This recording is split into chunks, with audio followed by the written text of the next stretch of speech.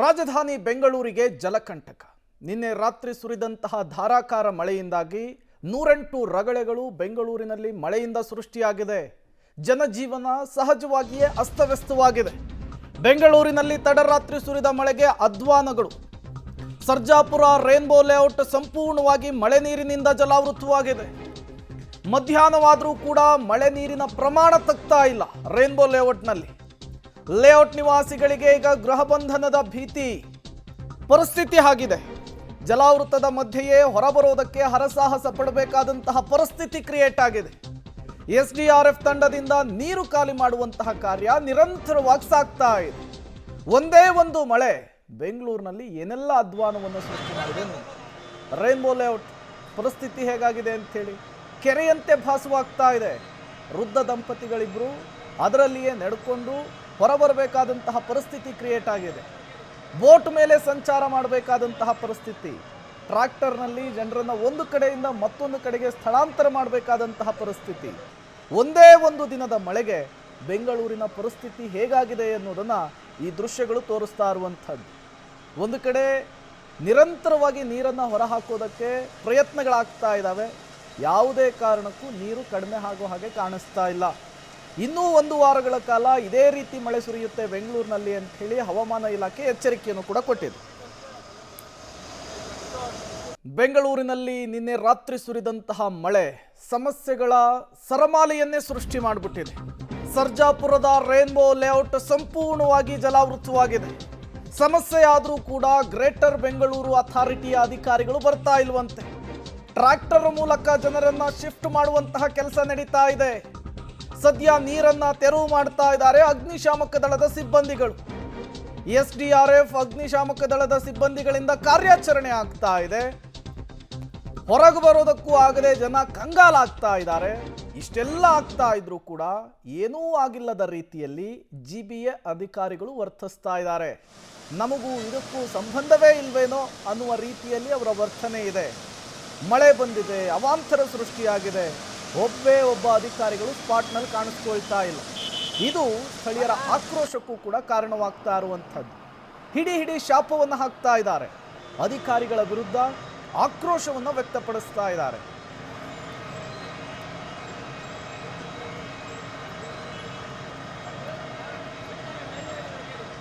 ಮತ್ತಷ್ಟು ಡೀಟೇಲ್ಸ್ ಅನ್ನು ಕೊಡೋದಕ್ಕೆ ಘಟನಾ ಸ್ಥಳದಿಂದಲೇ ನಮ್ಮ ಪ್ರತಿನಿಧಿ ಲೋಕೇಶ್ ನೇರ ಸಂಪರ್ಕದಲ್ಲಿ ಜಾಯಿನ್ ಆಗಿದ್ದಾರೆ. ಲೋಕೇಶ್, ಒಂದೇ ಒಂದು ದಿನದ ಮಳೆ ಬೆಂಗಳೂರಿನಲ್ಲಿ ಅಧ್ವಾನವನ್ನು ಸೃಷ್ಟಿ ಮಾಡಿಬಿಟ್ಟಿದೆ. ಪ್ರತಿ ಬಾರಿ ಮಳೆ ಬಂದಾಗಲೂ ಕೂಡ ರೇನ್ಬೋ ಲೇಔಟ್ನ ಪರಿಸ್ಥಿತಿ ಇದೇನೆ. ಈಗ ಮತ್ತದೇ ಪರಿಸ್ಥಿತಿ ಕ್ರಿಯೇಟ್ ಆಗಿದೆ. GBA ಅಧಿಕಾರಿಗಳ ಗಮನಕ್ಕಿದು ಬಂದಿಲ್ವಾ? ಬಂದಿದ್ದು ನಮಗೂ ಅದಕ್ಕೂ ಸಂಬಂಧ ಇಲ್ಲ ಅಂತ ಹೇಳಿ ದೂರ ಉಳಿದಿದ್ದಾರಾ? ಏನು ಹೇಳ್ತಾ ಇದ್ದಾರೆ ಸ್ಥಳೀಯರು? ಸದ್ಯಕ್ಕೆ ಹೇಗಿದೆ ಪರಿಸ್ಥಿತಿ ಲೋಕೇಶ್? ಪ್ರೇಮ್, ಬೆಳಗ್ಗೆಯಿಂದನೂ ಕೂಡ ರೇನ್ಬೋ ಲೇಔಟ್ ಜಲಾವೃತ ಆಗಿದೆ. ಈ ಘಟನೆ ಸಂಬಂಧ ಈಗಾಗಲೇ GBA ಅಧಿಕಾರಿಗಳ ಗಮನಕ್ಕೂ ಕೂಡ ಬಂದಿದ್ರೂ ಕೂಡ ನಮಗೂ ಅದಕ್ಕೂ ಸಂಬಂಧ ಇಲ್ಲ ಅನ್ನೋ ರೀತಿಯಲ್ಲಿ ವರ್ತನೆಯನ್ನು ಮಾಡ್ತಾ ಇದ್ದಾರೆ. ದೃಶ್ಯಾವಳಿಗಳಲ್ಲಿ ಗಮನಿಸ್ತೀರಾ, ಇದು ಲೇಔಟ್ ಸಂಪೂರ್ಣವಾಗಿ ಜಲಾವೃತ ಆಗಿರುವಂಥದ್ದು. ಆಲ್ನಾಯಕನಹಳ್ಳಿ ಕೆರೆ ಕಟ್ಟೆ ಒಡೆದಿರೋ ಹಿನ್ನೆಲೆಯಲ್ಲಿ ಆ ಕೆರೆ ನೀರೆಲ್ಲವೂ ಕೂಡ ಇಲ್ಲಿಗೆ ಬಂದಿರುವಂಥದ್ದು. ಬಂದು ಸಂಪೂರ್ಣವಾಗಿ ನೀರು ನಿಂತಿದೆ. ನೋಡ್ಬೋದು, ಮನೆ ಇದು. ಈ ಮನೆ ಅರ್ಧ ಭಾಗಕ್ಕೆ ನೀರು ನಿಂತಿರ್ತಕ್ಕಂಥ ಪರಿಸ್ಥಿತಿ ನಿರ್ಮಾಣ ಆಗಿರುವಂಥದ್ದು ಕಂಡು ಬರ್ತಾ ಇದೆ. ಇಂತಹ ಪರಿಸ್ಥಿತಿ ನಿರ್ಮಾಣ ಆಗಿರುವಂಥದ್ದು ಸುಮಾರು 150ಕ್ಕೂ ಹೆಚ್ಚು ಮನೆಗಳು ಇರ್ತಕ್ಕಂಥ ಈ ಲೇಔಟ್ನಲ್ಲಿ ಜನರಿಗೆ ಗೃಹ ಬಂಧನ ಆಗಿರುವಂಥದ್ದು. ಯಾರು ಕೂಡ ಮನೆಯಿಂದ ಹೊರಗಡೆ ಬರದೇ ಇರುವಂಥ ಪರಿಸ್ಥಿತಿ ನಿರ್ಮಾಣ ಆಗಿದೆ. ಬೆಳಗ್ಗೆಯಿಂದನೂ ಕೂಡ SDRF ತಂಡ ಮತ್ತು ಅಗ್ನಿಶಾಮಕ ದಳದವರು ನೀರನ್ನು ಹೊರ ಹಾಕುವಂಥ ಕೆಲಸಕ್ಕೆ ಮುಂದಾಗ್ತಾ ಇದ್ದಾರೆ. ಗಮನಿಸಬಹುದಾಗಿದೆ, SDRF ಮತ್ತು ಅಗ್ನಿಶಾಮಕ ದಳದವರು ಪ್ರತಿ ಲೇಔಟ್ನ ಮನೆಗೆ ಹೋಗಿ ಏನೆಲ್ಲ ಸಮಸ್ಯೆ ಆಗಿದೆ ಏನು ಅಂತೇಳಿ ಕೇಳುವಂಥ ಕೆಲಸ ಮಾಡ್ತಾ ಇದ್ದಾರೆ. ಆದರೆ GBA ಅಧಿಕಾರಿಗಳು ಒಬ್ಬ ಅಧಿಕಾರಿ ಕೂಡ ಈ ರೇನ್ಬೋ ಲೇಔಟ್ಗೆ ಬರುವಂಥ ಕೆಲಸಕ್ಕೆ ಮುಂದಾಗಿಲ್ಲ. ಆ ಮಟ್ಟಕ್ಕೆ GBA ಅಧಿಕಾರಿಗಳು ಬೇಜವಾಬ್ದಾರಿಯನ್ನು ತೋರ್ತಾ ಇದ್ದಾರೆ. ಮತ್ತೊಂದು ನನ್ನ ಬಲಭಾಗಕ್ಕೆ ತೋರಿಸ್ತಾ ಹೋಗ್ತೀನಿ, ಮನೆ ಯಾವ ರೀತಿಯಾಗಿ ಮುಳುಗಡೆ ಆಗಿದೆ ಅನ್ನುವಂಥದ್ದು. ಸದ್ಯಕ್ಕೆ ಅವರೆಲ್ಲ ಕೂಡ ಫಸ್ಟ್ ಫ್ಲೋರಲ್ಲಿ ಇರ್ತಕ್ಕಂಥವ್ರು ಸೆಕೆಂಡ್ ಫ್ಲೋರಿಗೆ ಹೋಗಿರುವಂಥದ್ದು. ಆ ಮಟ್ಟಕ್ಕೆ ಸಮಸ್ಯೆ ಆಗಿದೆ. ನೋಡ್ಬೋದಾಗಿದೆ, ಕಂಪ್ಲೀಟ್ ಆಗಿ ಮನೆ ಮುಳುಗಡೆ ಆಗಿದೆ. ಮನೆ ಒಳಗಡೆ ನೀರು ನಿಂತಿರುವಂಥದ್ದು. ಹೀಗಿದ್ರೆ ಜನ ಯಾವ ರೀತಿ ವಾಸ ಮಾಡೋದಕ್ಕೆ ಸಾಧ್ಯ? ಇದು ಇವತ್ತಿನ ನೆನ್ನೆದ ಸಮಸ್ಯೆ ಅಲ್ಲ, ಹಲವಾರು ವರ್ಷಗಳಿಂದ ಈ ಸಮಸ್ಯೆ ಇದೆ. ಈ ಸಮಸ್ಯೆ ಇದ್ರೂ ಕೂಡ ಅದನ್ನ ಪರಿಹಾರ ಮಾಡಲಿಕ್ಕೆ ಸಾಧ್ಯ ಆಗ್ತಾ ಇಲ್ಲ. DCM CM ಎಲ್ಲರೂ ಕೂಡ ರೈನ್ಬೋ ಲೇಔಟ್ಗೆ ಹಲವಾರು ಬಾರಿ ಭೇಟಿ ಕೊಟ್ಟಿದ್ದಾರೆ.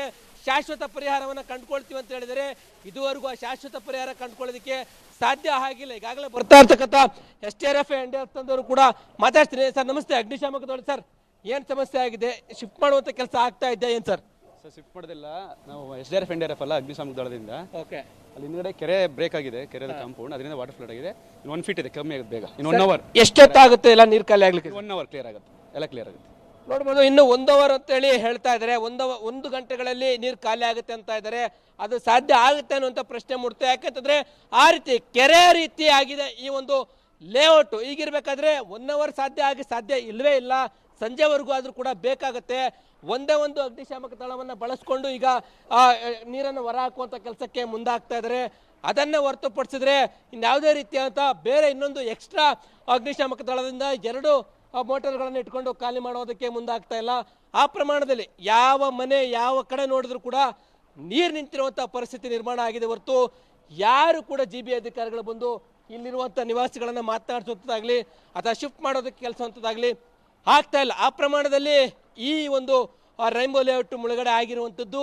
ಈ ರೀತಿಯ ಪರಿಸ್ಥಿತಿಗೆ ರಾಜಕಾಲುವೆ ಒತ್ತುವರಿ ಇರ್ಬೋದು, ಒಳಚರಂಡಿ ಸರಿಯಾಗಿ ನಿರ್ಮಾಣ ಮಾಡದೇ ಇರುವಂಥದ್ದು, ಅಥವಾ ಈ ಕೆರೆ ಜಾಗದಲ್ಲಿ ಏನಾದರೂ ಲೇಔಟನ್ನು ನಿರ್ಮಾಣ ಮಾಡುವಂಥದ್ದು, ಇದು ನಿಯಮಿತವಾಗಿರುವಂಥ ಲೇಔಟ, ಅಧಿಕೃತವಾಗಿ BDAಯಿಂದ ಪ್ಲಾನ್ ಆಫ್ ಆಕ್ಷನ್ ತೆಗೆದುಕೊಂಡು ಮಾಡಿರುವಂಥ ಲೇಔಟ, ಸಾಕಷ್ಟು ಅನುಮಾನಗಳು ಮೂಡ್ತವೆ. ಈ ಹಿಂದೆ ಈ ಲೇಔಟ್ ನಿರ್ಮಾಣ ಮಾಡಲಿಕ್ಕೆ ಅಧಿಕಾರಿಗಳು ಯಾರು ಪರ್ಮಿಷನ್ ಕೊಟ್ಟರು ಅದನ್ನು ಕೂಡ ಪ್ರಶ್ನೆ ಮಾಡಬೇಕಾಗತ್ತೆ.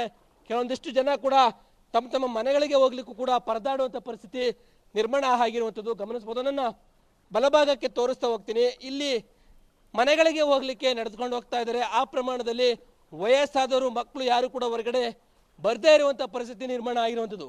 ಇಂಥದ್ದು ರೈನ್ಬೋ ಲೇಔಟ್ನಲ್ಲಿ ಹಲವಾರು ಬಾರಿ ಸಮಸ್ಯೆ ಆದರೂ ಕೂಡ ಶಾಶ್ವತ ಪರಿಹಾರ ಕಂಡುಕೊಳ್ಳೋದಕ್ಕೆ ಸಾಧ್ಯ ಆಗ್ತಾ ಇಲ್ಲ. ಇದು ಕಾಂಗ್ರೆಸ್ ಸರ್ಕಾರ ಇದ್ದಾಗಲೂ ಆಗಿದೆ, BJP ಸರ್ಕಾರ ಇದ್ದಾಗಲೂ ಇದೇ ಪರಿಸ್ಥಿತಿ ನಿರ್ಮಾಣ ಆಗಿದೆ.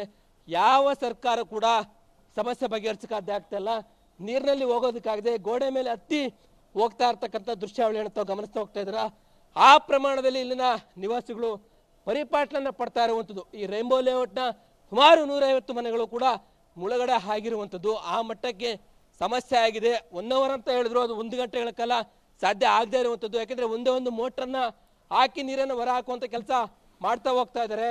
ಸುಮಾರು ಒಂದು 2-3 ಮೋಟ್ರ್ ಹಾಕಿದ್ರೆ ಏನಾದರೂ 1 ಗಂಟೆಯಲ್ಲಿ ಖಾಲಿ ಆಗ್ತಾ ಇತ್ತು. ಖಾಲಿ ಆಗೋ ಪರಿಸ್ಥಿತಿ ಕಾಣ್ತಾ ಇಲ್ಲ.